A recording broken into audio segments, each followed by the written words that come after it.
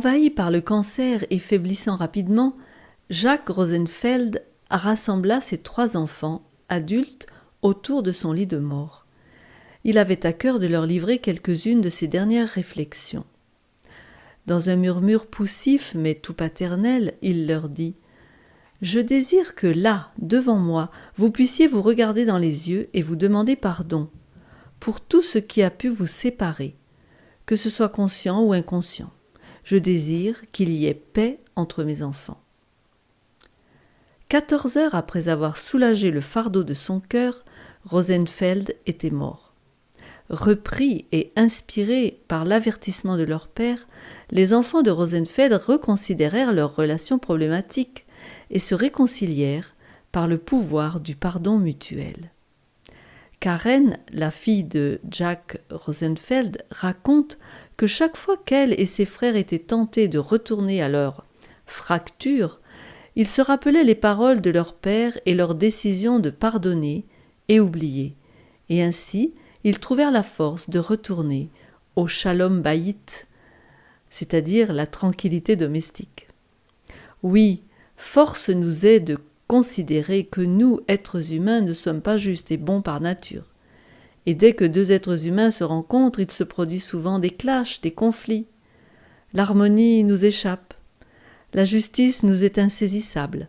Cet état d'être en harmonie avec la loi universelle de Dieu, celle de la droiture morale, celle de l'altruisme. Oui, nous ne sommes pas justes. Selon qu'il est écrit en Romains 3, 10 à 12, « Il n'y a point de juste, pas même un seul. Nul n'est intelligent, nul ne cherche Dieu. Tous sont égarés, tous sont pervertis. Il n'en est aucun qui fasse le bien, pas même un seul. » Ni intérieurement vis-à-vis de Dieu, ni extérieurement vis-à-vis des autres. Nous violons constamment ces 2 grands principes universels qui sont décrits par Jésus lui-même en Matthieu 22. « Tu aimeras le Seigneur ton Dieu de tout ton cœur, de toute ton âme et de toute ta pensée. » C'est le premier et le plus grand commandement. Et voici le second qui lui est semblable. « Tu aimeras ton prochain comme toi-même. » De ces 2 commandements dépendent toute la loi et les prophètes. Et violer ces principes, c'est se couper de la vie, car la justice et l'équité sont la base de son trône, du trône de Dieu, la source de son autorité qui donne la vie. Mais l'esprit, comme il est dit en Romains 8, est vie à cause de la justice. Sans justice, il ne peut y avoir de vie, parce que la justice, c'est le sol fertile duquel la plante de la vie naît. La vie n'est pas un droit, c'est un privilège accordé à la condition qu'il y ait soumission aux principes qui la soutiennent. Dans le cas contraire, si les humains pensent parvenir à la justice sans tenir compte de ces principes, alors ils se disqualifient pour recevoir le don de la vie avec un grand V, et ils expérimentent la mort par défaut. Tout cela pour dire que par le péché, le cancer qui nous a atteints dans la race humaine, nous avons connu la mort. Nous sommes séparés de la vie de Dieu et notre destin est la disparition. Mais un Dieu miséricordieux a décidé de donner une 2e chance à cette race humaine déchue, et il a élaboré un plan complexe et coûteux pour satisfaire sa justice parfaite sans sacrifier la sainteté de sa loi. Il offre la réconciliation en Jésus-Christ. La Bible parle de pardon. C'est le seul remède à notre problème, car nous sommes véritablement dans une condition désespérée. Nous sommes des esclaves du mal, nous nous sentons souvent coupables, sales, vides, malheureux, menacés, aliénés de nos proches et moins proches. Nous ne sommes pas heureux, paisibles et confiants. Le pardon de Dieu et le pardon des autres et aux autres, c'est le thème que je voudrais explorer aujourd'hui avec vous. Qu'est-ce que le pardon? Qu'est-ce qui le précède? Et qu'est-ce qu'il a coûté?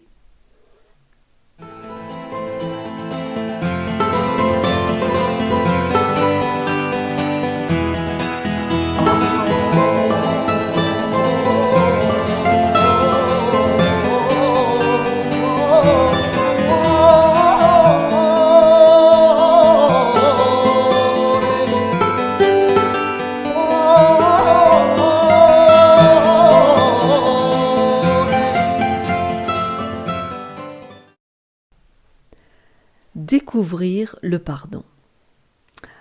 Je vais aborder tout d'abord la notion de pardon.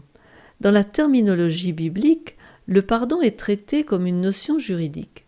Il s'exprime en termes d'offenseur, de dette, ôter l'offense, remettre une dette, faire grâce, renvoyer libre.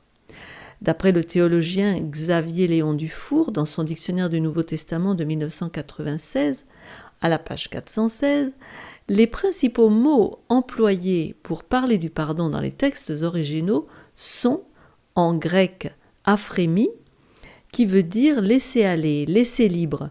C'est ce mot que l'on retrouve en Luc 4, 47, où il est dit « C'est pourquoi je te le dis, ses nombreux péchés ont été pardonnés, car elle a beaucoup aimé, mais celui à qui on pardonne peu, aime peu. » En hébreu maintenant, le mot « kipper », qui a fait Yom Kippour, qui veut dire couvrir. On le retrouve en Lévitique 23, 28. Vous ne ferez aucun ouvrage ce jour-là, car c'est le jour des expiations, où doit être faite pour vous l'expiation devant l'Éternel, votre Dieu.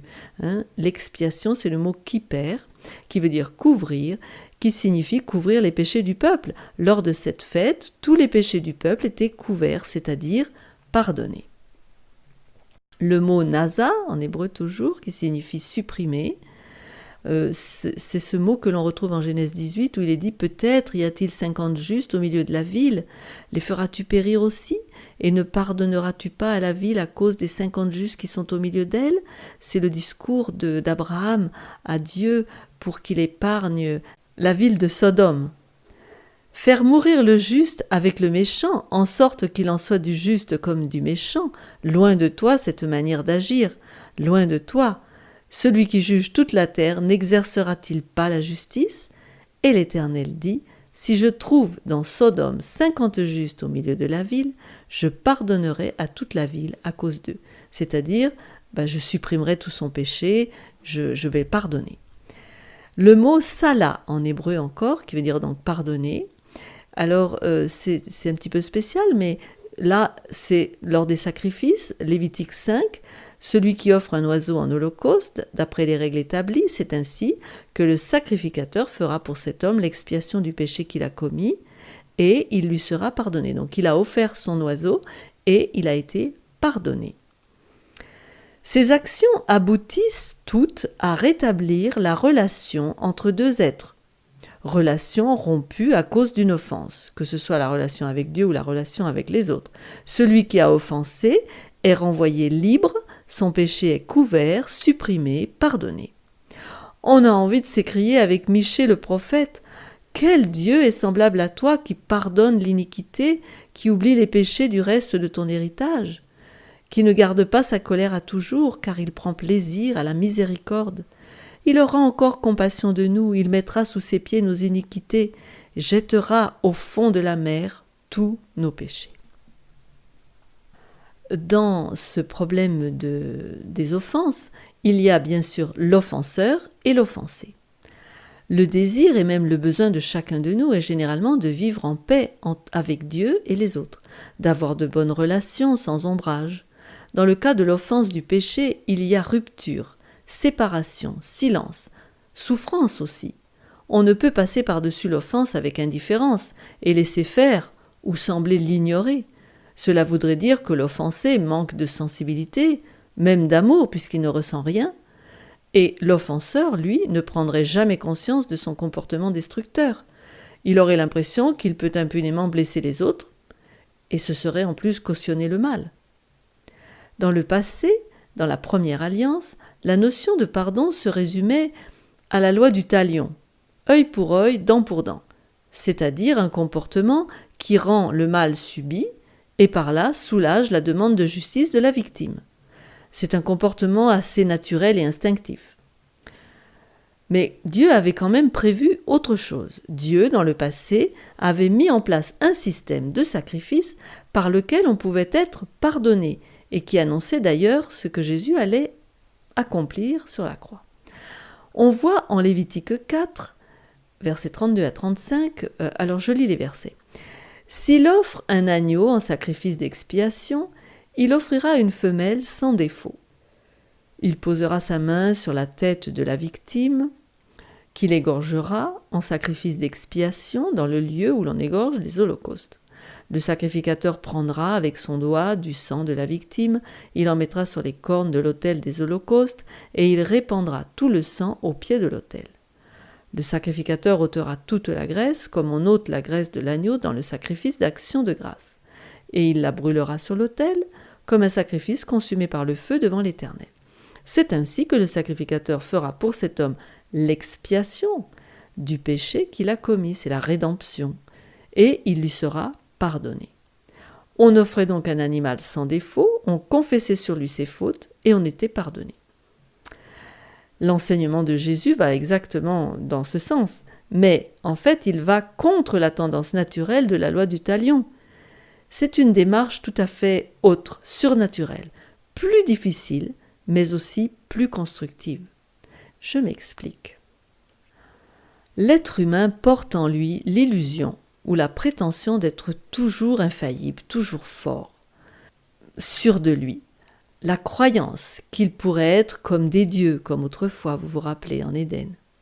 C'est ce que le serpent avait dit à Ève, « Vous serez comme des dieux ».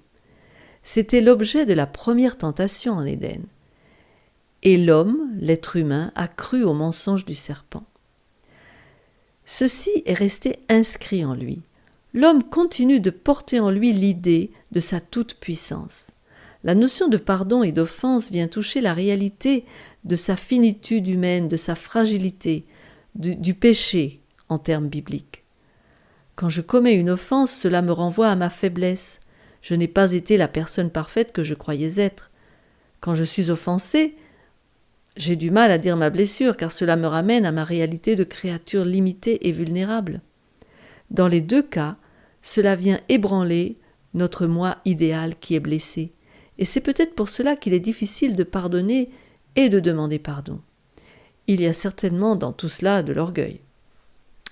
Avec son enseignement sur le pardon, Jésus dépasse la tendance naturelle de la loi du talion. Il reconnaît à la victime le droit de dire sa souffrance de sujet blessé et il demande à l'offenseur de se repentir pour que le pardon soit légitime. Le pardon touche donc à l'idéal du moi, à ce noyau narcissique qu'on a tous, au sentiment de cette toute-puissance qui est le cœur de toute vie humaine depuis le péché. Prenons un exemple. Pierre, qui a proclamé Jésus comme Messie, le renie.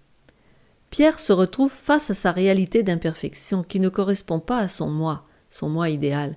Il prend conscience de sa fragilité humaine, de son péché. Il est blessé par ses propres paroles de reniement. Il a horreur de lui-même. C'est alors qu'il comprend combien il a besoin en tant qu'être humain fragile et divisé de la grâce de Dieu, c'est-à-dire du pardon divin, qui lui donne une espérance de réconciliation aussi bien avec lui-même et avec Dieu en Christ qu'il a blessé. C'est le cri de l'apôtre Paul, « Misérable que je suis, qui me délivrera du corps de cette mort ?» en Romains 7, 24. Cette blessure nous oblige à faire évoluer notre perception de nous-mêmes, de notre humanité. Elle nous oblige à rechercher la grâce de Dieu pour le pardon et aussi pour la victoire, car on ne veut pas retomber sans cesse et aller de blessure en blessure. Alors, examinons de plus près la démarche difficile du pardon, pour l'offensé d'abord, puis pour l'offenseur. L'offensé. Pour l'être humain offensé, dire sa blessure demande beaucoup d'humilité. Tu m'as blessé. J'ai été blessé. Il a été atteint dans son identité, dans l'intégrité de son être. D'autant plus s'il a une image négative de lui-même. Dans ce cas, le pardon est difficile à vivre, il se culpabilise d'oser même dire l'injustice vécue, dire sa colère à celui qui l'a offensé. Il va lui trouver des excuses en disant que nous sommes tous imparfaits, que lui-même n'est pas sans reproche. C'est ce que l'on appelle la culpabilité des victimes, très apparente d'ailleurs chez les enfants victimes d'abus sexuels. La personne offensée pardonne, sans faire d'histoire, sans dire sa blessure. Elle absout le coupable et se croit plus obéissante à Dieu ainsi. Mais ce n'est pas la bonne attitude. La bonne attitude pour l'offensé est de reconnaître et d'avouer sa blessure, d'accepter la réalité humaine imparfaite, pour éviter le scénario répétitif « bonne action, récompense, approbation » ou « mauvaise action, punition, pardon de Dieu ». Scénario qui mène à l'auto-accusation et à l'auto-justification. Pour l'offenseur. Pour l'offenseur, il est difficile de demander pardon, car cela implique d'accepter des conséquences de ses actes, et cela aussi bouscule son image de lui-même, sa construction intérieure. Il n'est pas capable d'être ce qu'il voudrait. Paul le dit bien, Romains 7, 19, « Car je ne fais pas le bien que je veux, et je fais le mal que je ne veux pas. » Il est encore un homme naturel.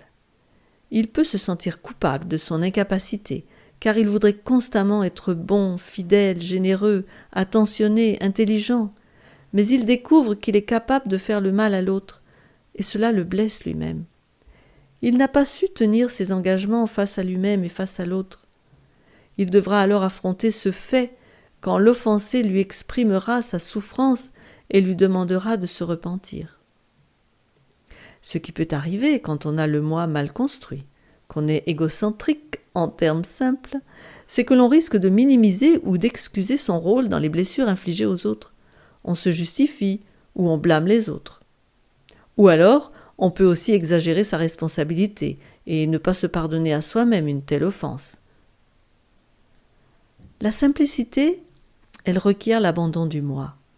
Elle requiert de se centrer sur le pardon à demander à l'offensé et non d'en faire une affaire personnelle. Par ailleurs, les psychologues l'appellent le pervers narcissique, celui qui est incapable de voir le mal qu'il a fait à l'autre. Il adoptera une attitude de déni, d'excuse de lui-même, disant qu'il ne fait que réagir à une agression de l'autre, qu'il ne fait que se défendre lui-même. Il transfère la responsabilité de l'offensé sur la victime, ce qui le réhabilite à ses propres yeux. Le pardon, selon Jacques Poujol, est un garde-fou qui est donné pour nous aider à gérer cette tendance à la toute-puissance qui agit en nous. La Bible parle de l'orgueil, de la suffisance. Et le remède, c'est l'oubli de soi. Paul en parle ainsi en Philippiens 2, verset 3. « Ne faites rien par esprit de parti ou par vaine gloire, mais que l'humilité vous fasse regarder les autres comme étant au-dessus de vous-même. » Il est remarquable de constater, poursuit Jacques Poujol, que le pardon accordé par Dieu aux hommes est offert au moment où Dieu lui-même renonce sur la croix à la manifestation de sa toute-puissance.